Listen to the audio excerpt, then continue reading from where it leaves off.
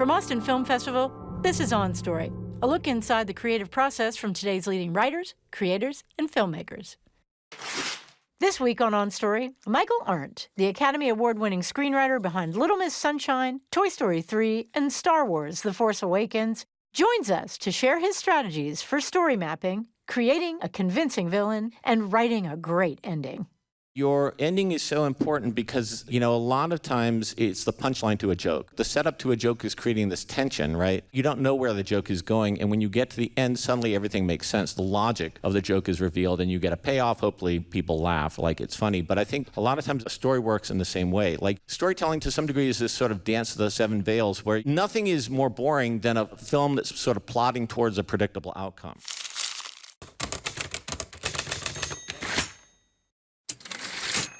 So because we're at the beginning of the panel, let's start with endings. You debuted your endings lecture at AFF some years ago, The Good, the Bad, and the Insanely Great. And I thought we would just start with you kind of defining what the distinction is between those three, and with Little Miss Sunshine and Toy Story 3, knowing that you were really headed toward moving your way through breaking the stories with the ending in mind, how you kind of harness that into creating two insanely great endings. Yeah, okay, that's an interesting place to start. I think that I'll just tell you the story about writing Little Miss Sunshine. I had written like 5 or 6 scripts that had sort of downbeat endings, and they just weren't working and nobody was interested. And it was for screenplay number 6, and I was like, you know what? This time I'm going to write a happy ending, but I'm not just going to write any ordinary happy ending. I'm going to write the happiest ending of all time. And my goal was I'm going to drive the audience insane with happiness. That was my goal. And so I was thinking about that. I was thinking, what are my favorite endings? Like, what are the endings that I love? Like, the endings that blew my mind when I first saw them. And I remember being 10 years old and seeing the original Bad News Bears, and that's a great ending. Like, that is a great ending.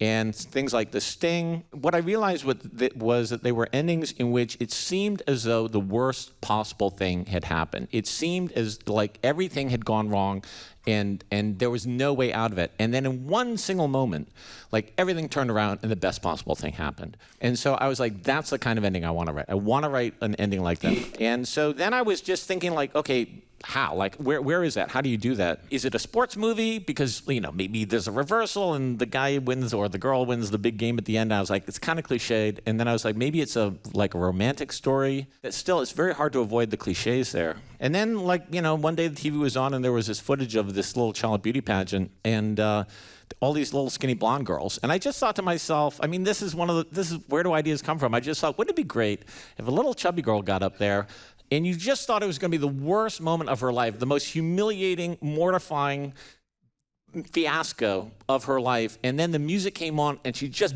blew everybody away and started dancing, and I was just like, that's a great ending. Like, I know that's a great ending.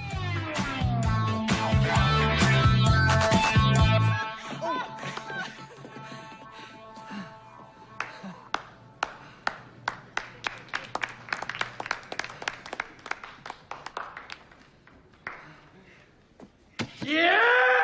All right! So then the question becomes, who is this little girl? What is this pageant? How did she get there? And I had sort of been thinking about a family road trip movie, but I didn't have an end to it. So I just sort of took, my this ending and married it to my family road trip movie, and that, two great tastes taste great together. There's the hotel. There it is. There it is, Olive. We're gonna make it. We're gonna make it. All right. How the hell do you get over there? Cheryl? No, we're not passing it. Richard, we gotta turn around. You drove past it. You gotta turn around. I can't turn around. Did anybody see a way back? It's a one-way street. Rich, you've got parking lots on the right. Put your seatbelt on, baby. What are you doing? I can't slow down. I can't. The way you get around, the win-lose, either the good guy's going to win or the villain's going to win, you want to set up a false binary, right? So in Little Miss Sunshine, you go either Olive is going to win the beauty pageant, which you kind of don't believe in, is a little cheesy, or she's going to lose the beauty pageant, and that's going to feel terrible, right? But you want to corral the audience's expectations, so you think those are your only 2 options, right? And then you open up door number 3, which nobody saw coming, right? Which is going, you and just like doing her dance and having fun.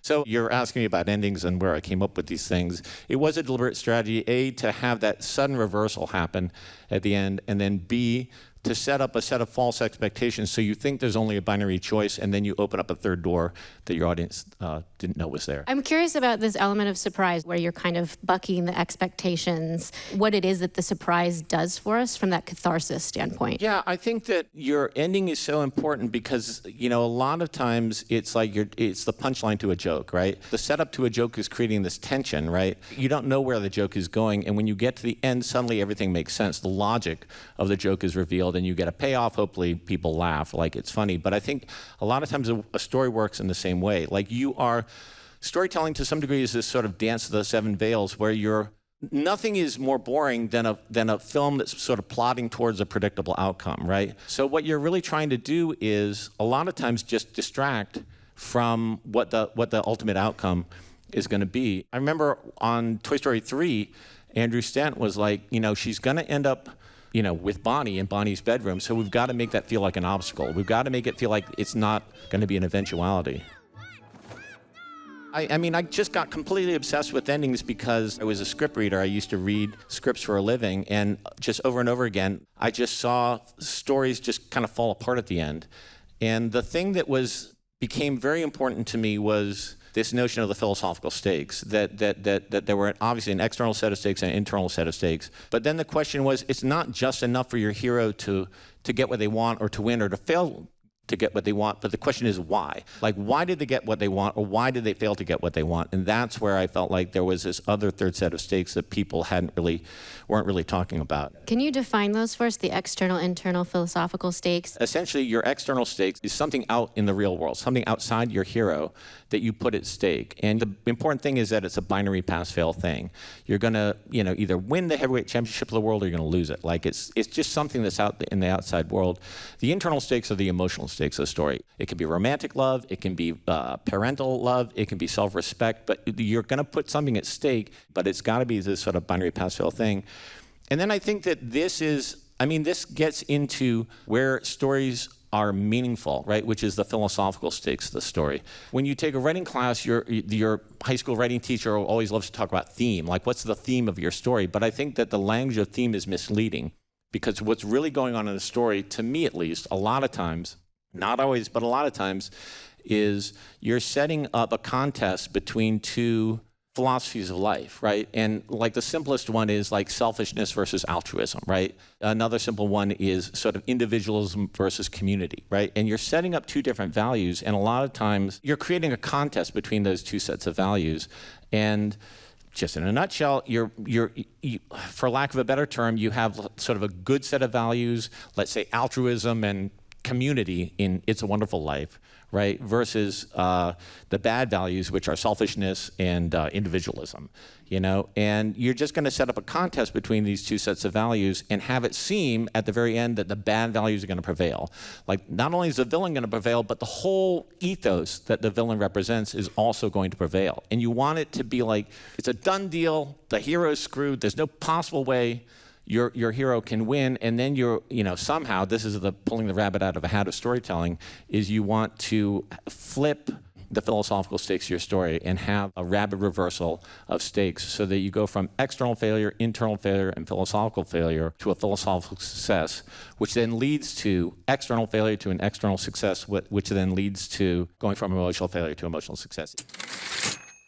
You talk about this dynamic between the private life and the public life. And since you brought up the antagonist or the villain, I'm curious if you can talk a little bit specifically about Richard, about Lotso in Little Miss Sunshine, in Toy Story 3, respectively, and how you are thinking about their philosophical stakes, and how that ultimately gives us greater insight to kind of this meaning that's repressed in your hero. This was years ago, and there was this whole thing about, like, you're voted off the island, like there's 19 losers and one winner.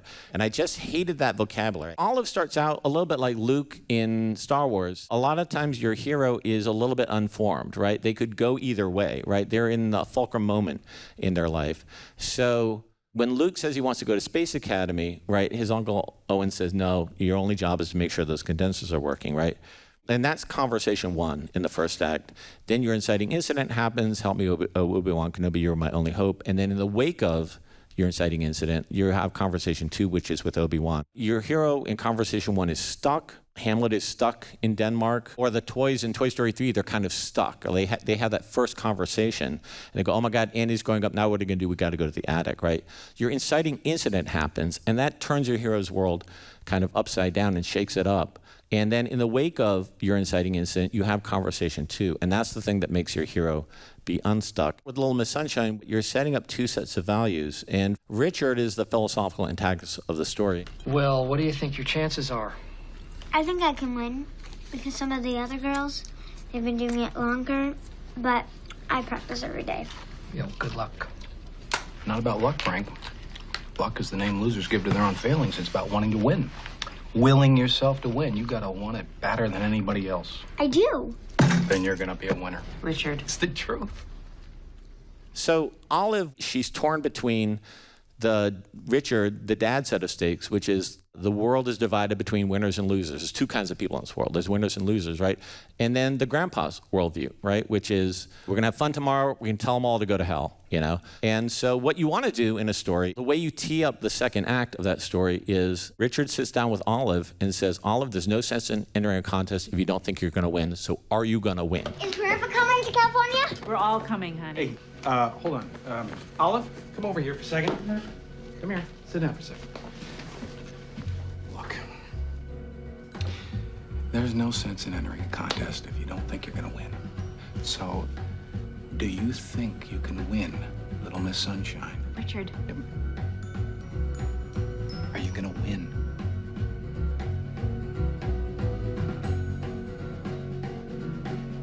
Yes. We're going to California. And Olive says yes, right? And then they hug, right?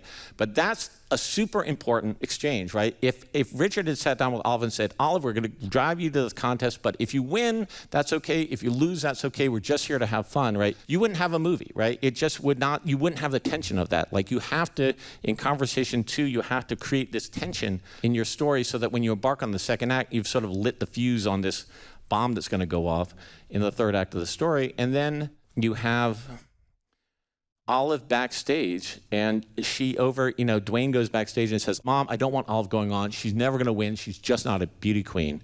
And Olive overhears that, right? Hey, where are the dressing rooms? Are you allowed to be here? Just tell me where the dressing rooms are. Listen, we're not in Albuquerque. It's all right. We'll get him next time.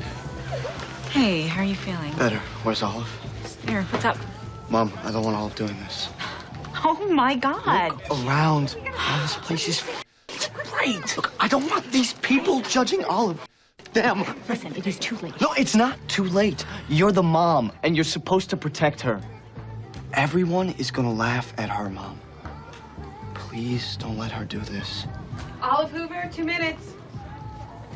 Look, she's not a beauty queen. She's just not. And then you just set up this climactic decision. Do you listen to your dad and go, there's no sense in entering a contest if you don't think you're gonna win? So if Olive followed that advice, right, she would just go, you know what, I'm not gonna win, so I'm not gonna even try. I'm not even gonna go on. Or does she, she's got grandpa in her head like Obi-Wan Kenobi going, we can tell them, we're gonna have fun tomorrow, we're gonna tell them all to go to hell. And so you wanna set up this climactic decision where the hero goes, I'm going to listen to the better values of the story. When Ben Braddock starts, rapping on the windows, he's just making the whole situation worse. But because your hero commits to those values, because your hero goes, I'm going to listen to my feelings, or I'm going to listen to Obi-Wan, or I'm going to listen to what Grandpa told me one night ago, that's the thing that allows your hero to triumph at the end of your story. I've heard that called the global goal, and it's almost like this mantra that you're holding the tension between, like this concept of beauty in Little Miss Sunshine, and how that's ultimately like redefined at the end. Like that was a beautiful like representation of like what Olive brought to the stage. And then in Toy Story 3, you have this concept of being there, for the kid. Yeah. Talk more about like how you find your way to that. Is that, last night you were telling me about this wonderful story about getting lost in the woods. When I was a kid, my family and I went on a hiking trip. So we drove down to the Smoky Mountains, and we went hiking, and like the hiking trail was pretty abandoned because it wasn't summer, it was like the fall. And we hiked about 20 miles into the Smoky Mountains. We found this campsite. My parents were like, okay, we're gonna camp here, right? And so they pitch camp, and then they're like, well, there's still like an hour and a half of daylight left. You kids go have fun. So I decided I was going to go by myself and just keep hiking up the trail. So I kept hiking up the trail. Went about 2 miles further up the trail. And then for some reason, I can't remember why, but I left the trail. And I went off to look at something. And then I came back to where I thought the trail should be, and I couldn't find it. So I kept going a little further, and I still couldn't find the trail. So then I doubled back, and I couldn't find the trail. And I'm 10 years old. I'm like, I'm in the middle of the woods. I'm like, where am I? And I kept going back and forth to where I thought the trail should be, and I couldn't find it. And then I saw there was like a burn mark on a tree, and I was like, that burn mark has to mean something, right? So I went to the tree, and from that tree I could see another tree with a burn mark on it. So I went to that tree, and then from that one I went to another one, and I was following these burn marks on this tree because this has to be leading somewhere, right? And so it was getting dark at this point, and it's cold, and I only had a t-shirt on. And then the problem was that the trees started going uphill, so the burn marks were leading from one tree to the other, but it was going uphill, and I had been walking on flat. So I felt like I'm kind of going in the wrong direction because I'm going where I think where the campfire was, but I'm going uphill. And then it kept getting steeper and steeper, and I was like, this feels like I'm not going back to where the campfire is. And at the same time, like the path became like more and more overgrown. Like I'm going through like underbrush and prickers and stuff like that. And I finally get up to this point where like the sun has gone down. It's getting cold. I'm only in a t-shirt. I'm like, oh my God, like this, I'm really, like I could really, I don't know what to do. And so I got to a point where it was like this rock face that I was going to have to crawl up, and there were all these like bushes that I was going to have to crawl through. And I was like, I'm going in the wrong direction because that's just going straight up. And I know I didn't come from wherever I'm heading, so I should just turn around and go back to where I started from.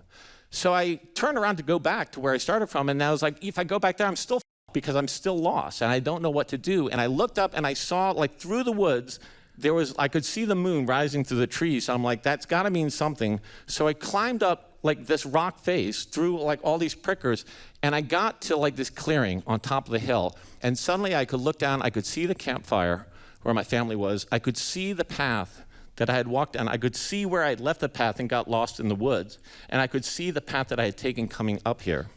And now, like, I wasn't home yet, but I could see the path home. I could see where I needed to be. And the punchline is, it's not a real story, okay? It didn't actually happen to me. Surprise. It's a story about storytelling, and it's a story about the nature of truth in stories, right? Actors always talk about the truth in a scene, right? And the truth in every hero, not every hero, but lots of times your hero starts off and they're lost in the woods and they're confused and they want to get home, they want to get something. There's something that they want, but they're not quite sure how to get there or what the path is. And scene 1 is finding that first burn mark, and scene 2 is finding the second burn mark, and scene 3, scene 4, like your scenes are because A, therefore B, because B, therefore C, because C, therefore D, right? Your story is leading your character on, and there's a specific truth, right, to each tree. There's a specific truth in each scene, and that's what actors talk about. I want to find the truth of the scene. I want to find the truth of the scene. But my argument is going to be, you can't have your whole story just be going from one tree to another tree to another tree to another tree, and then you get to the final tree and that's it, right? Your story has to be going somewhere. It has to be going up to this clearing where suddenly you're not going to pay attention to the trees. You're going to see the forest instead of the trees, right? There's this sort of underlying truth where you're going to get up to a point and your hero is going to be able to see everything that led them to this point. I think that Shakespeare does this in King Lear, where your hero suddenly gets to this beautiful moment where he says to Cordelia, like, let's go to prison, and as long as we're together, like, I'll be happy with you. Othello kills Desdemona, but then he has this moment of clarity where he goes, oh, my passion overthrew my reason. And I would even say, one of my favorite endings is Fellini's 8.5. Go watch Fellini's 8.5 because he's trying to find a coherent and unitary truth to his life, and he's getting more and more confused and more discouraged. He's going from one tree to the next, trying to find a coherent and unitary truth to his life, and at the middle of the third act, he despairs, and he goes, that's it, it's over. He fails externally, he fails internally, and he fails philosophically. And then he gets to me, one of the most beautiful epiphanies in the history of movies. But it's, again, philosophically, he's gotten up to the top of this mountaintop, to this clearing, and he can look back and he can see his whole life. I think this speaks to the nature of truth in a story, is that your scenes all have to feel true. They all have to be true, and they all have to lead from one to another. But you have a secret agenda as a writer, right? You're trying to get your audience more and more confused along with your hero, more and more not sure what the right thing to do is the right way to go. You have a crucial moment, as I told in the story, where you go, well, maybe I'm on the wrong path. Maybe I should just go back to where I was at the beginning. Maybe I should just turn around and go back to where I started from, even though I was lost back then, right? And then you get your hero to, however you do it, this is pulling a rabbit out of a hat, but that's what's going to make your ending satisfying. This feels so important to how you make your way through the second act, you know, using that as kind of this anchor. We gotta go home! Lotso! Hey there. How y'all doing this fine evening? Thank goodness! Have you seen Buzz? There's been a mistake. We have to go. Go? Why, you just got here. In the nick of time, too. We were running low on volunteers for the little ones. They just love new toys now, don't they? Love? We've been chewed, kicked, drooled on. Just look at my pocketbook. Well, here's the thing, sweet potato. You ain't leaving Sunnyside. Sweet potato! Who do you think you're talking to? I have over 30 accessories, and I deserve more respect! Ah, that's better. Hey, no one takes my wife's mouth, except me. Give it back, you furry air freshener. I remember Andrew going, well, wait a minute. Why is Lotso bad? Like, why is Lotso in our movie? Like, why is he a bad guy? Like, we can't just go, oh, he's bad, right? Like, that's sort of a mean, oh, you met a bad guy. Great. Like, you know, they're all over the place. And so we had a gazillion conversations, and what we realized was the villain, Lotso, has to be a projection of Woody and Woody's darkest fears and insecurities. And you want to have your villain articulate, usually end of the second act, beginning of the third act, articulate to your hero's own worst fears and insecurities about themselves. Yeah, I knew Lotso. He was a good toy, a friend. Me and him, we had the same kid, Daisy. I was there when Lotso got unwrapped. Daisy loved us all, but Lotso was special. They did everything together.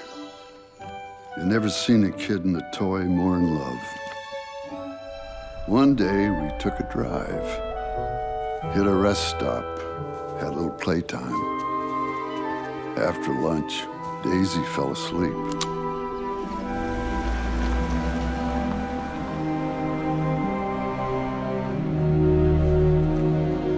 She never came back. So in Toy Story 3, Lotso says, we're all just trash waiting to be thrown away, right? This is why, like, Woody can't really let go of Andy, because he can't, blah, blah, blah. In It's a Wonderful Life, Mr. Potter says, you're a miserable little clerk crawling in here on your hands and knees and begging for help. You know, I'm the richest man in town. If you want money, why don't you go ask all your friends for money? And Jimmy Stewart goes, well, gee, Mr. Potter, nobody has that kind of money. You're the richest man in town. You're the only one who can help me. So your villain is poking at your hero's like deepest vulnerability. And suddenly the underlying truth of the film has been revealed not just to George Bailey, the hero, but to us at the same time. That's really crucial, is you want your audience to have the same epiphany as your hero does at the exact same moment.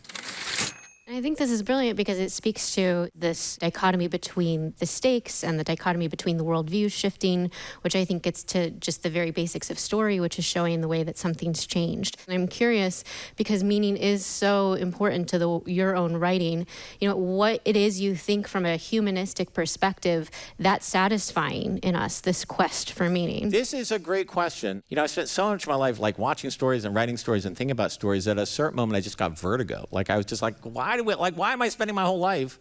Like, why I should just go to the beach, right, and go surfing or something like that. Like, why are we sitting there, like, telling each other's stories all the time? And I called up my twin brother, who's a professor of literature, and I said, why do we tell stories? And he said, it's because we're ignorant.